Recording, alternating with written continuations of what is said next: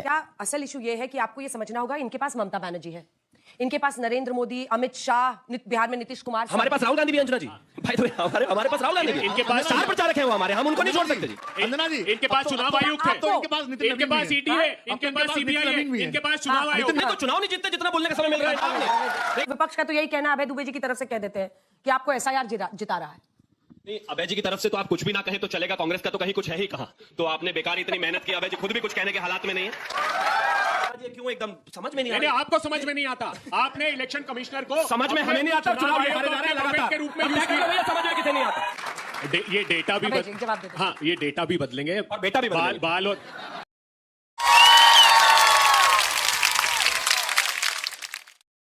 राम राम सभी को स्वागत है एक बार फिर द डिबेट क्लास के एक और नई और दमदार डिबेट में। दोस्तों, आज की तारीख में मैं शिवम त्यागी को बीजेपी के सबसे अंडररेटेड प्रवक्ताओं में से एक मानती हूँ। भले ही वो आज उतने पॉपुलर ना हो, लेकिन जिस अंदाज में वो सामने वाले को धोते हैं और बैक टू बैक इंसल्ट करने का दम रखते हैं, तो वो ताकत किसी दूसरे प्रवक्ता में नजर नहीं आती। आज की इस बहस में आप खुद देखेंगे कि कैसे शब्दों की जंग में तर्क तंज और तीखे सवालों की बारिश होने वाली है। तो दोस्तों, बिना समय गवाए चलिए वीडियो शुरू करते हैं। तो करना, परेशान हो गए हम लोग। आइए शुरुआत करते हैं सवालों की। और देखिए शिवम त्यागी जी, पहला प्रश्न आप ही से है।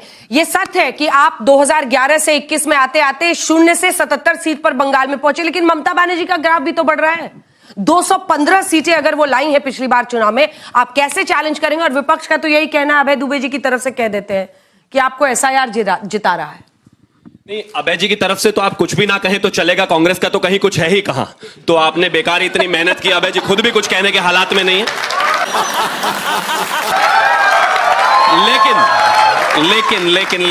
लेकिन आप असम में बैसाखियों के सहारे, केरला में 0, तमिलनाडु में 4, दिखा दीजिए दोनों को एक साथ दिखा दीजिए। जो अंजना जी पुदुचेरी में उनकी सरकार बता रही 30 में से 6 सीट है, वहां भी बैसाखी है। ये तो ईडी सीबीआई के फेविकोल से सरकार बनाते हैं और हमको पाठ पढ़ाने चले हैं। त्यागी जी का उदारता आज मैं देख लिया मैंने। वाह त्यागी जी, वाह। एसआईआर से लूट रहे हैं चुनाव बिहार में। औसत 36,000 वोट काटे एक कंस्टिट्यूएंसी में बिहार में, और चुनाव चोरी कर लिया बिहार का। तो हम एसआईआर का जो आप आक्रमण इस देश के संविधान पर कर रहे हैं, वो हम वेस्ट बंगाल में नहीं होने देंगे। और माफ कीजिएगा, वेस्ट बंगाल में भी और असम में भी, केरला में भी, तमिलनाडु में भी, पुदुचेरी में भी कांग्रेस पार्टी गठबंधन के साथ और अकेले भी सरकार बनाएगी, आप याद रखिए। Thank you. कितना भोला बच्चा है ये। मैंने माना कि चांद से ज्यादा हंसी हैं आप, मैंने माना कि चांद से ज्यादा हंसी हैं आप, अगर जनता न चाहे तो कुछ नहीं है आप। ये कौन से ख्यालों में है भाई? कहाँ है? अपने बीच में नहीं, उत्तर प्रदेश से गायब, अपने दामन की सियाही को मिटा लो पहले, हम पे इल्जाम लगाने वालों। राजस्थान से गायब, मध्य प्रदेश से गायब, मतलब अरे मध्य प्रदेश हारे, छत्तीसगढ़ हारे, राजस्थान हारे, तमिलनाडु हारे, पुदुचेरी हारे, बिहार हारे। Let him complete. इतने तो चुनाव नहीं जीतते जितना बोलने का समय मिल रहा है। अमित शाह ने अमित शाह जी ने बताया। देखिए, मैं कह रहा हूं आपको, मैं कहता हूं, देखिए पीसा की जो टेढ़ी मीनार है वो सीधी हो सकती है। अंजना जी हो सकता है डोनाल्ड ट्रंप का इंटरव्यू ले ले, ऐसा हो सकता है कि शिवम त्यागी भाजपा का प्रवक्ता छोड़ के सिंगर बन जाए, मोदी जी की, और ऐसा भी हो सकता है कि ताजमहल दोबारा बन जाए, लेकिन कांग्रेस दोबारा नहीं आती जहां भी से गए। वो नहीं आती भाई। ये 2014 के बाद से एग्जांपल दे रहा हूं, क्योंकि मैं बिना फैक्ट के बात करने का कोई सेंस नहीं है। ये छत्तीसगढ़ में थे, गायब। ये इसके अलावा राजस्थान में थे, गायब। ये इसके अलावा मध्य प्रदेश में थे, गायब। ये इसके अलावा पंजाब में थे, गायब। ये इसके अलावा कर्नाटक में थे, वहां से भी गायब हो गए। आज तक रिपीट नहीं कर भैया। 2023 में आए हो, पता है मुझे। 2013 के बाद 18 में हार गए थे, 23 में आए हो, अब के फिर हार जाओगे, चिंता मत करो। खैर, अंत में आता हूं, विषय बहुत साफ है। देखिए, जहां तक इतना समय इनको मिला, नहीं मिलना चाहिए, क्योंकि ये तो है ही नहीं, ममता बनर्जी ही है वहां पर। अब आ गए थे एसआईआर पर। एसआईआर पर बस मैं छोटी सी क्लैरिफिकेशन देना चाहूंगा आपको। इस देश में जिस तरीके से 12 राज्यों और अलग अलग जगहों पर जो एसआईआर हुआ है, या फिर बिहार में हुआ, आज तक कोई कमी नहीं पकड़ पाए हैं, ना आगे पकड़ पाएंगे, और ना कमी है। प्रॉब्लम चुनाव आयोग के डेटा में नहीं है, इन पार्टियों के डेटा में प्रॉब्लम है। अपनी बात मिलेगा सर, जैसे खत्म करेंगे। क्या हुआ? बोलिए आपने। ठीक है, वाह वाह अंजना जी, कहा कि गायब हो गए, लेकिन बाकी समय मुझे भी डिस्टर्ब करने के लिए चाहिए ना। मैं लेकिन अभय जी बिहार में भी यही हुआ, मतलब चुनाव खत्म होता है, अभी आप दम भर रहे थे कि कर्नाटक में तो हम है, कर्नाटक में तो कर्नाटक में भी तो वही चुनाव आयोग काम करता है या वहां कोई और आयोग है आपका? नहीं, कर्नाटक का, हिमाचल में भी आप ही का है। कर्नाटक की सरकार 18 चिट्ठी लिख चुकी है यहां चीफ इलेक्शन कमिश्नर को, कहा कि वोट चोरी पकड़ ली हमारी सीआईडी ने, एक ऐप के माध्यम से स्पेसिफिक वोट चोरी पकड़ी। क्या बात कर रहे हैं? उन्होंने कहा कि ओटीपी के ट्रेल हमको दे दीजिए, उन्होंने कहा इंटरनेट प्रोटोकॉल एड्रेस दे दीजिए, क्यों नहीं दे रहे हैं? 18 चिट्ठी लिख दी। मैं बहुत गंभीर बात बताता हूं, मैं आपको अंजना जी एक 10 सेकंड सिर्फ लूंगा। मैं कुंभ के मेले में गया, 2 बच्चे, बहुत छोटे छोटे से बच्चे थे, सनातनी, और वो सन्यासी थे।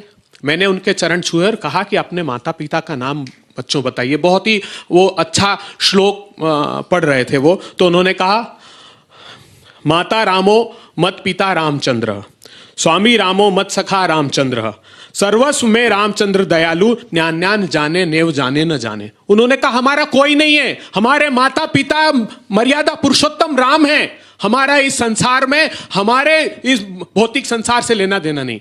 कल पता लगा कि उत्तर प्रदेश में लाखों साधु संतों ने अपने माता पिता का एसआईआर में फॉर्म नहीं भरा, और आदित्यनाथ जी चिंता व्यक्त कर रहे हैं कि 4 करोड़ लोग, 4 करोड़ फॉर्म वापिस नहीं आए। 25 करोड़ की जनसंख्या है, 15 करोड़ मतदाता होने चाहिए, 4 करोड़ मिसिंग है। कहां गए आदित्यनाथ जी, बताइए ना। अब क्या करेंगे ज्ञानेश गुप्ता जी?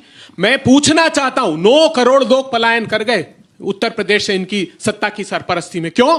क्योंकि मजदूर हो गए दूसरे राज्य में। और ये हमारी सनातन संस्कृति के लोग, ये असंवैधानिक प्रक्रिया है। मैं चुनाव आयोग को चुनौती देता हूं कि आर्टिकल 327 में ये पार्लियामेंट को अधिकार है कानून बनाने का। हमारे पास फॉर्म 4 है, फॉर्म 6 है और फॉर्म 7 है। जो आप घुसपैठिया कह रहे हैं, अगर उसको आइडेंटिफाई करें तो फॉर्म 7 के तहत बाहर करते हैं।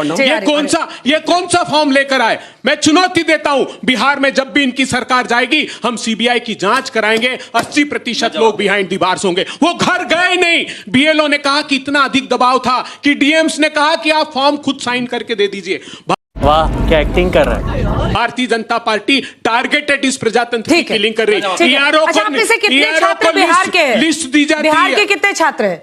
अभी आपके राज्य में चुनाव हुआ है, आपको कोई ऐसा मिला जिसको लगा कि उसका वोट काट दिया गया है या किसी का नाम नहीं डाला गया है? अगर एक भी ऐसा लगा तो हाथ उठाइए। अंजना जी, एक भी हाथ नहीं उठ रहा है। अभय जी, मैं आपसे ये कह रही हूं ना कि आप लोग नब्ज नहीं पकड़ पा रहे हैं, आपको मतलब लोगों के दिलों तक पहुंचना है।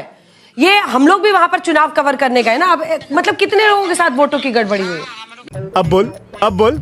मैंने पहले भी बताया।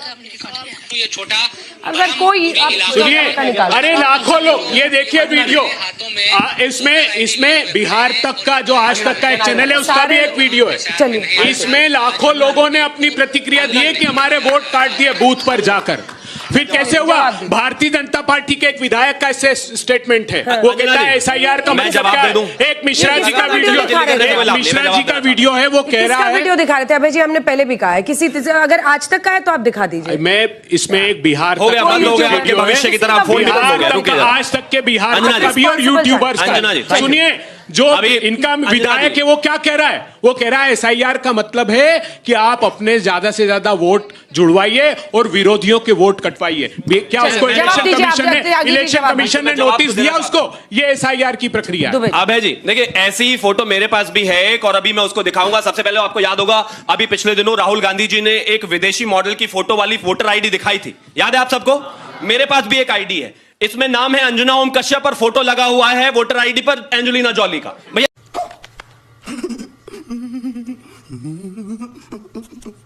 जूम इन करके दिखा दो और बताओ कितनी बनानी है। 100 बना दूं? और बताओ 100-200 बना दूं क्या भाई? दिखा दो इनको। ये तो एंजेलिना जॉली की फोटो, ये मैडम आपका खुद ही स्वीकार रहे हैं। इसका अर्थ है कि खुद स्वीकार लिया क्या पाप कर रहे हैं। मैं ऐसे नहीं बोलूंगा, मैं उनके बीच में नहीं बोलूंगा। इनके पास एक सॉफ्टवेयर, इलेक्शन कमीशन कहता है कि हमारे पास, बीच में वो नहीं बोले, हाथ उठाते रहे। दुबे जी, एक सेकंड। अरे Dubey ji please let him complete ना, उसके बाद आप बोलेगा। Let him complete his point और मैं आपको मौका दूंगी। कमाल है, उम्र 55 हो गई, तरीका डिबेट करने का अब भी 55 वाला ही है। रुक जाइए प्लीज, रुकिए, मैं बीच में नहीं बोला। Thank you, please, thank you. अब एक और चीज कहना चाहता हूं मैं, इस देश में 2014 के बाद से जब से भारतीय जनता पार्टी सरकार में आई है, भारतीय जनता पार्टी और एनडीए कुल मिलाकर 44 चुनाव जीती है, 3 सेंट्रल और 41 राज्यों के चुनाव, 30 राज्यों के चुनाव ये भी जीते। मतलब जब जीतते हैं चुनाव तब तो माताजी से दही चीनी खाकर तुरंत शपथ लेने चले जाते हैं, और जब हार जाते हैं तो वोट चोरी हो गई, गजब बात हो गई भाई। अब आगे आता हूं, एक और 2017 में क्या हुआ था, 2017 में क्या हुआ था, इस देश के सुप्रीम कोर्ट ऑफ इंडिया को पहले से ही पता था कि कुछ लोग हैं जिनको हमेशा हार के बाद ऐसा ही दर्द होना है, स्वाभाविक है। उन्होंने क्या किया कि वीवीपैट की जो एक व्यवस्था है उसको कहा थोड़ा और बेहतर करिए। उन्होंने क्या किया कि हर एक विधानसभा में 5 वीवीपैट बूथ मैंडेटरी कर दिए। वीवीपैट का मतलब होता है कि अगर आप वोट दबाएंगे, जैसे ही आप वोट दबाएंगे एक पर्ची निकल कर आएगी, उस पर जिस कैंडिडेट को आपने वोट दिया और जिस पार्टी को दिया उसका सिंबल निकल कर आएगा और फिर वो वापस चला जाएगा। आज तक के इतिहास में हिंदुस्तान में 16,000 वीवीपैट का मिलान हो चुका है, एक भी फर्जीवाड़ा नहीं पाया गया, एक भी। लेकिन जबरदस्ती का बेईमानी, मैं फिर से कह रहा हूं, चुनावी डेटा नहीं बेटा में प्रॉब्लम है भैया, उसे बदलने की जरूरत है। जिस दिन उसे बदलोगे सब ठीक हो जाएगा। ये डेटा भी जवाब दे दो। हाँ, ये डेटा भी बदलेंगे और बेटा भी बदलेंगे। देखिए, एसआईआर इस देश के प्रजातंत्र पर गंभीर आक्रमण है और उसके प्रमाण भी दिए। जो राहुल गांधी जी ने बताया, इलेक्शन कमीशन ने कहा हमारे पास एक सॉफ्टवेयर है जिसमें सारी डबल एंट्रीज को हम पता कर लेते हैं, जिसमें अगर फोटो है तो पता कर लेते हैं। अभी सर्वोच्च अदालत ने कहा कि हम उसका उपयोग नहीं करते हैं उस सॉफ्टवेयर का। हमने बहुत साधारण सी बात कही थी कि मशीन रीडेबल वोटर लिस्ट दे दीजिए। क्यों नहीं देना चाहते हैं? क्योंकि चोरी पकड़ी जाएगी, इनकी वोट चोरी पकड़ी जाएगी। इस भारत के संविधान में कहीं उस फॉर्म का उल्लेख नहीं है, वो पार्लियामेंट को तय करना होता है। रोपा के तहत इस देश की पार्लियामेंट कानून बनाती। एसआईआर होना चाहिए कि नहीं होना चाहिए? बिल्कुल, एसआईआर इस होना चाहिए या नहीं होना चाहिए? हम तो बस एक सिंपल सवाल जी हो रहा है। एसआईआर होना चाहिए ना? सुनिए होना चाहिए ना? अगर गड़बड़ियां हैं तो एसआईआर स्पेशल इंटेंसिव रिवीजन होना चाहिए। आप तो वही पॉइंट प्रूव कर रहे हैं। नहीं, हम बिल्कुल होना चाहिए, लेकिन सुनिए एक सेकंड। चीफ इलेक्शन कमिश्नर की सिलेक्शन की प्रोसेस से सर्वोच्च अदालत के न्यायाधीश को क्यों हटा दिया? सर्वोच्च अदालत ने कहा कि अगर चीफ इलेक्शन कमिश्नर का चुनाव अगर वो प्लायबल होगा, अर्थात वो लचीला होगा, तो इस प्रजातंत्र के लिए नुकसानदायक है। 16 जून 1949 को बाबा साहब अंबेडकर ने संविधान सभा में ये कहा था कि अगर कोई मूर्ख और धूर्त चुनाव आयुक्त हो गया तो हमको ये जो आर्टिकल है, उस समय ड्राफ्ट आर्टिकल 289 था, जिस 324 की ये बात करते हैं, तो इस देश के प्रजातंत्र को नुकसान होगा। भारतीय जनता पार्टी खेल मंत्री बनाया नहीं, खेल मंत्री बनाने थे या नहीं थे? नहीं थे, बिल्कुल नहीं थे। आज तक के चुनाव कौन सुनता है बताइए आप? हम जब पहली बार चुनावी प्रक्रिया को जो सिलेक्शन का तरीका है मुख्य चुनाव आयुक्त का, उसको क्यों बदला ताकि आपको फायदा हो? सीधा जवाब बदला। जब एक चिट्ठी सीधा गांधी खानदान के ऑफिस से आती थी और इलेक्शन कमिश्नर नियुक्त हो जाता था, तब इनको बाबा साहब याद नहीं आए। अभी कैसे किया? 2023 तक इस देश में तो प्रजातंत्र को लूट लोगे? प्रजातंत्र को लूट लोगे क्या? बारी बारी से। अच्छा, बाकी तीनों आज चेहरा देखेंगे क्या खाली? जब इस देश में सिर्फ एक चिट्ठी पर इलेक्शन कमिश्नर नियुक्त होते रहे प्रधानमंत्री के कहने भर पर, और इस देश के लीडर ऑफ ऑपोजिशन का भी कोई नाम नहीं था, तब इनको याद नहीं आया ये सब। जब इस देश में इस तरह की प्रक्रियाओं को लगातार आगे बढ़ा, और कौन भूल गए, नवीन चावला से लेकर तमाम वो लंबी लिस्ट है, और आगे आना चाहता हूं। एक बहुत सीधी सी बात है, और इन्होंने जो बोला सब झूठ बोला। 2023 में सुप्रीम कोर्ट ने कहा कि इस पर लेकर एक बॉडी बनाई जानी चाहिए, एक कंप्लीट बॉडी बनाई जानी चाहिए, और जब तक वो बॉडी नहीं बनती है तब तक उसमें चीफ जस्टिस ऑफ इंडिया रहेंगे। आज उस जगह पर लीडर ऑफ ऑपोजिशन तो है, उसमें प्रोविजन करते ना एक्ट में, प्लीज, तो है ना leader of opposition. Leader of opposition Atal ji थे क्या? आडवाणी जी थे क्या? मुरली मनोहर जोशी थे क्या? राजनाथ सिंह जी थे क्या? 3 लोग, बताइए। 3 लोग में ऐसा इलेक्शन कमिश्नर अपॉइंट करेंगे। अंजना जी क्यों एकदम समझ में नहीं नहीं, आपको समझ में नहीं आता। आपने इलेक्शन कमिश्नर को समझ में हमें नहीं आता, चुनाव ये हारे जा रहे हैं लगातार के रूप में। भैया समझ में किसे नहीं आता, सीधी भाषा में समझते हैं। आरटीआई एक्ट 2005 के तहत धारा I-2 में साफ तौर पर क्लैरिटी है कि जिस फॉर्मेट में डेटा अवेलेबल है उसी फॉर्मेट में अवेलेबल डेटा मिलेगा। इन्होंने कहा था कि रीडेबल फॉर्मेट में हमें क्यों नहीं मिलता। पीपल्स रिप्रेजेंटेशन एक्ट 1951 के तहत समय सीमा से लेकर तमाम तरह की चीजों पर एक फॉर्मेशन लेआउट है, जिसको लेकर आदरणीय गृह मंत्री जी ने अभी लोकसभा में कहा। तीसरी चीज आपने कहा कि चुनाव आयुक्त पर लगातार इस तरह की क्रेडिबिलिटी क्राइसिस क्यों है?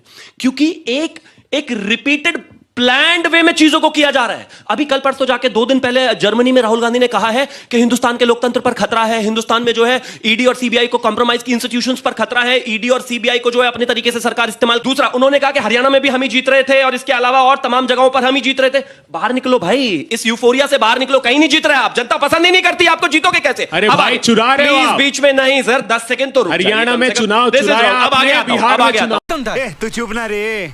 अब आगे आता हूं।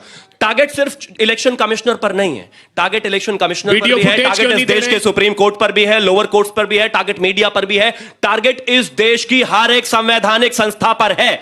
जब आपके बच्चे, आपके नेता इतने इनकॉम्पिटेंट हो कि उनके बस की चुनाव जीतना ना हो, तो इस देश के एक एक संस्थान को बेईमान बताना शुरू कर दो। यही तरीका है, यही प्रॉब्लम है और कोई प्रॉब्लम नहीं है।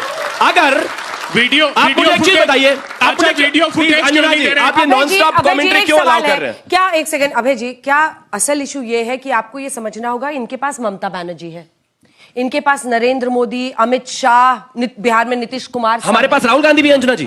भाई तो हमारे पास राहुल गांधी भी है, इनके पास स्टार प्रचारक है वो हमारे, हम उनको नहीं छोड़ सकते जी। ये गड़बड़ है बाबा।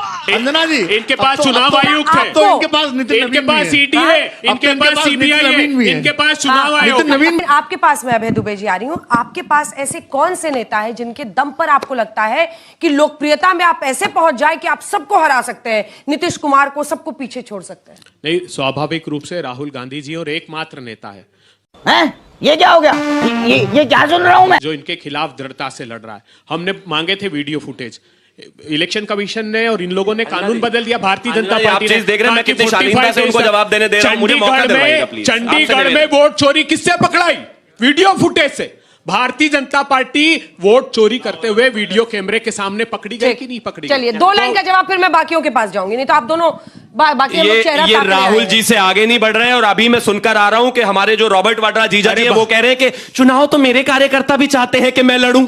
अरे आपके कार्यकर्ता कहां से आ गए? आपके तो सिर्फ प्रॉपर्टी डीलर हो सकते हैं। बात तो सही है। कार्यकर्ता हो ही नहीं सकते आपके। आपने प्रधानी का चुनाव आज तक लड़ा नहीं, एक जगह के जिलाध्यक्ष पार्षद वो बने नहीं, उनके भी कार्यकर्ता। सुनिए, इनके पास कोई नेता नहीं है और कभी नहीं, और नीति भी नहीं है, और चुनाव हार जीत का विषय नहीं है। प्लीज बीच में नहीं है भाई जी, दिस इज रॉन्ग। मैं बताता हूं कैसे होती है बेईमानी। इलेक्टोरल बॉन्ड के स्कैम से होती है अंजना जी, प्लीज मैं बताता हूं बेईमानी कैसे होती है। जब इंदिरा गांधी इमरजेंसी के बाद 2.5 साल की 2 साल की हमारी सरकार के बाद वापस लौट कर आई, भाजपा की और जनसंघ की 9 राज्यों की सरकारें गिरा दी, एक साथ बर्खास्त, ये कहते हुए बर्खास्त कर दिया उनको कि अब इनका कोई संवैधानिक अधिकार नहीं बचा।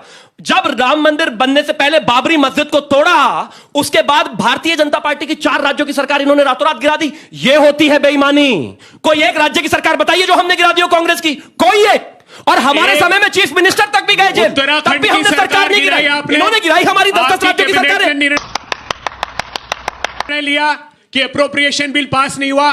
कर्नाटका की सरकार आपने गिराई, मध्य प्रदेश में आपने सरकार गिराई, महाराष्ट्र में आपने सरकार गिराई। पहले विधायक खरीदते थे, अब इन्होंने कहा मैं कोई गाना तो गा नहीं रहा, ये बैकग्राउंड म्यूजिक लगातार देते रहते हैं, इससे अच्छा गिटार ही दे दो इनके हाथ में। तो दोस्तों, आज की इस दमदार बहस में आपने देखा शब्दों की टक्कर, तर्कों की जंग और सवालों की सीधी चोट। अब फैसला आपके हाथ में है, कौन सही लगा, कौन भारी पड़ा और किसने बहस में बाजी मारी। नीचे कमेंट करके ज़रूर बताइए, और अगर वीडियो पसंद आया हो तो लाइक, शेयर, सब्सक्राइब करना मत भूलिए। मिलते हैं अगली बहस में एक नए मुद्दे और एक नए धमाके के साथ। तब तक के लिए जय हिंद, जय श्री राम।